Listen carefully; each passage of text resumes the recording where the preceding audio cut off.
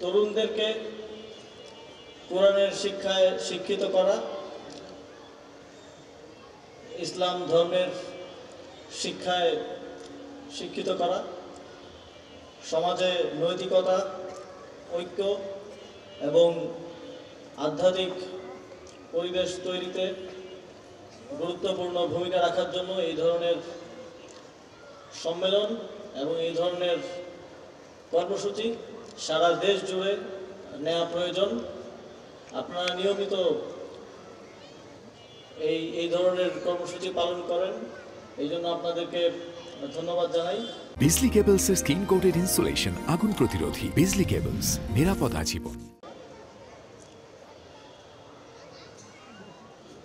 হাজারীবাগ অঞ্চলের সম্পর্কে আমি নানা সময়ে আপনাদের এলাকায় যারা কাজ করেন অনেকেই আমার সাথে দেখা করেছেন, বিভিন্ন সমস্যার কথা বলেছেন। আমরা চেষ্টা করেছি অন্তর্বর্তীকালীন সরকারের পক্ষ থেকে, স্থানীয় সরকার বিভাগের পক্ষ থেকে, সিটি কর্পোরেশনের পক্ষ থেকে সেগুলো সমাধান করার। সামনের দিনেও এই অঞ্চলের বিভিন্ন ধরনের নাগরিক সুবিধা নিশ্চিত করার জন্য এবং যেই সমস্যাগুলো রয়েছে সেগুলো সমাধানে আমরা কাজ করার চেষ্টা করব ইনশাল্লাহ। এলাকার রাস্তাঘাট এই এলাকাকে আরও সুন্দর বসবাস উপযোগী এবং পরিবেশগত যেই সমস্যাগুলো রয়েছে ইতিমধ্যেই আমি সে বিষয়ে অবগত হয়েছি। আমরা সিটি কর্পোরেশনের পক্ষ থেকে সেগুলো সমাধানের জন্য উদ্যোগ গ্রহণ করব। এছাড়াও এলাকার সার্বিক উন্নয়ন নিশ্চিতে আপনাদেরকে সাথে নিয়ে আমরা সম্মিলিতভাবে সামনের দিনগুলোতে কাজ করব ইনশাআল্লাহ। আপনারা জানেন বাংলাদেশের ক্রান্তিলগ্ন থেকে দেশের মানুষের অধিকার আদায়ে, গণতান্ত্রিক আন্দোলনে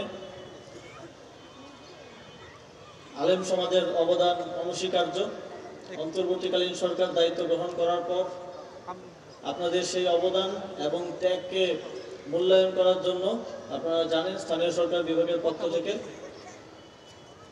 হেফাজতে ইসলামের যারা শহীদ হয়েছিলেন 2013 সালে এবং সর্বশেষ আগ্রাসনবাদ বিরোধী আন্দোলনেও যারা শহীদ হয়েছিলেন সকল শহীদদেরকে স্থানীয় সরকার বিভাগের পক্ষ থেকে শহীদ পরিবারদেরকে আমরা ছোট্ট একটি উপহার দেওয়ার চেষ্টা করেছি এবং যে শহীদদেরকে বিগত 12 বছরে কখনো রাষ্ট্র কর্তৃক কোনো ধরনের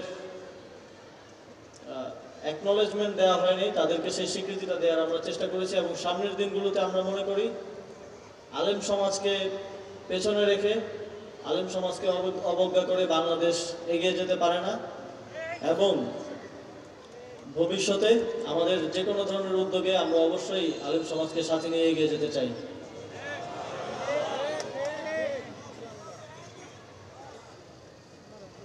আমরা বিভিন্ন সময় দেখেছি এদেশের যে কোনো সংকটময় মুহূর্তে আলেম সমাজ কিভাবে এগিয়ে এসেছে, কিভাবে তাদের জীবন দিয়েছে, রক্ত দিয়েছে। সর্বশেষ জুলাই গণঅভ্যুত্থানে আমরা দেখেছি বিভিন্ন মাদ্রাসার শিক্ষার্থীরা, শিক্ষকগণ কিভাবে এগিয়ে এসেছেন, তাদেরকে সর্বোচ্চ ত্যাগ করতে, শহীদ হতে আমরা দেখেছি।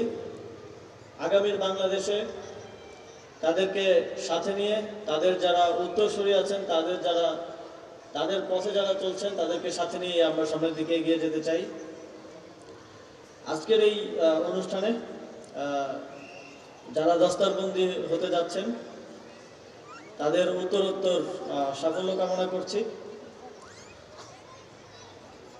কুরআন হাদিসের আলোকে মানুষের উপকারে আসা, সমাজের উপকারে আসা এবং রাষ্ট্রের উপকারে আসার জন্য আপনারা নিজেদেরকে প্রস্তুত করবেন এবং সামনের দিনেও আপনাদের যে অগ্রযাত্রা সেটা অব্যাহত থাকবে এই প্রত্যাশা করছি। এছাড়াও আপনাদেরকে যারা আজকে এই পর্যায়ে নিয়ে এসেছেন সেই শিক্ষকদের প্রতি আমার শ্রদ্ধা নিবেদন করছি এবং আপনাদের অভিভাবকদের প্রতিও আমার সম্মান প্রদর্শন করছি। পৃথিবীতে বাংলাদেশ কয়েকটি কারণে আসলে পরিচিত। আমরা জানি যে খেলাধুলার মাধ্যমে বাংলাদেশ পৃথিবীতে পরিচিত, ক্রিকেটে আমরা ভালো করি, পৃথিবীর অনেক দেশে সেটা জানে। আরেকটা কারণে বাংলাদেশ পৃথিবীতে পরিচিত,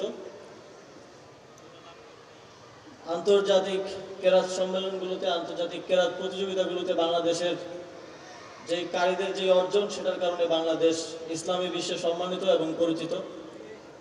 আজকে আমি তাদের প্রতি বিশেষভাবে কৃতজ্ঞতা জানাতে চাই, বাংলাদেশকে পৃথিবীর বুকে ইতিবাচকভাবে তুলে ধরার জন্য, এবং ভবিষ্যতেও তাদের এই উত্তরোত্তর সাফল্য কামনা করি।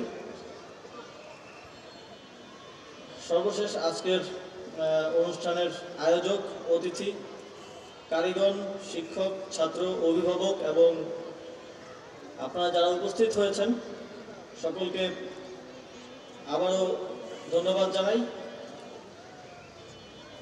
এবং সকলের প্রতি আল্লাহর রহমত, বরকত ও হিদায়াত কামনা করে আজকের বক্তব্য এখানেই শেষ করছি। আসসালামু আলাইকুম।